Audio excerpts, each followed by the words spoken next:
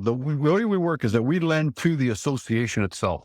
Okay. So we are not leaning or putting mortgages on the units within the building. Our collateral, if you will, are the rights of the associations to lien and the special assessment itself that's being passed. So from a financing standpoint, we really aren't affecting the homeowner themselves. Now you have some like I was just talking to a building now where they decided to self-fund. So they basically told the owners, hey, you either take the money out of your savings, get a home equity line, do whatever you want to do, but we're not going to get a loan from a bank for the association. That becomes an association decision. For our clients, it's basically that. Our client is the association. Our collateral is the rights of the association. We do not ask for personal guarantees. We do not mortgage any of the properties or any of the units within the building.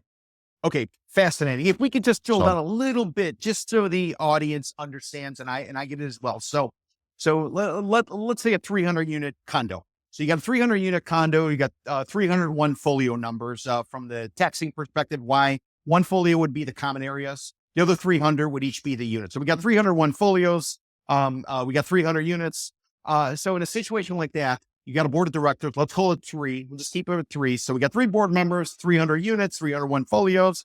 And they have a property management company, which is outside. It's professional. It's licensed. It's top notch. So how would that go on? The association board members would get the bill as to what's going to be coming down the pipe for special assessments or anything else.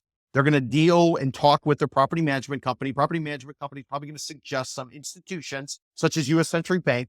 And then you will simply come in there. You will provide some sort of proposal. And then the association would decide who they're going to go with. Am I right so far?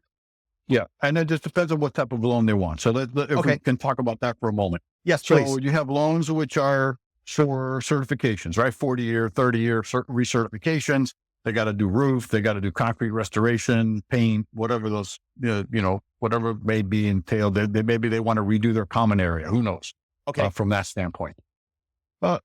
In addition to that, and something that we're talking about here is that we can also provide a loan to fund reserves. So with this statute being changed now in January, where they're going to have to start reserving, most associations are going to have to get reserve studies if they don't have it already.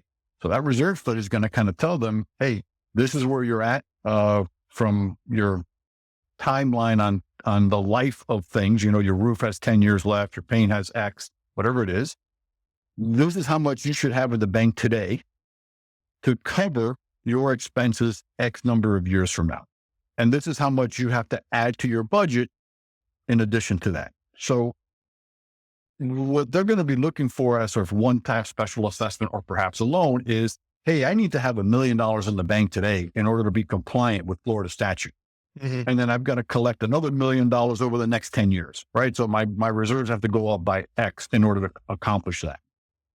We can lend them on that $1 million so that they become compliant, and give them 5, 7, 10 years to repay it. So that hardship, that financial hardship to the unit owners is manageable over a period of time, and they don't have to stroke a check or get a HELOC or whatever to come up with that money day one. It's just an option for the association.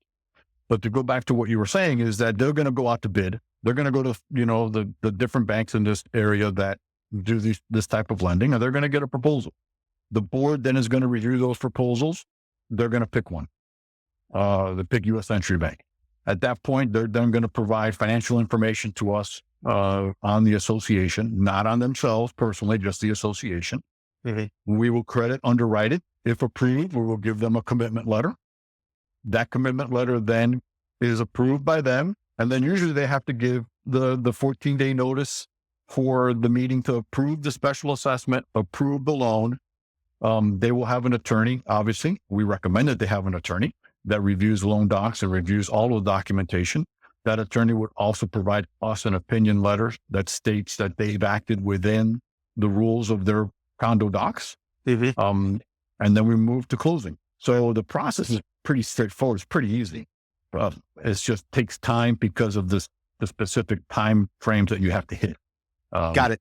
We calculate that from start to finish, once they've given us everything, you're talking between 45 and 60 days to Okay. close the loan.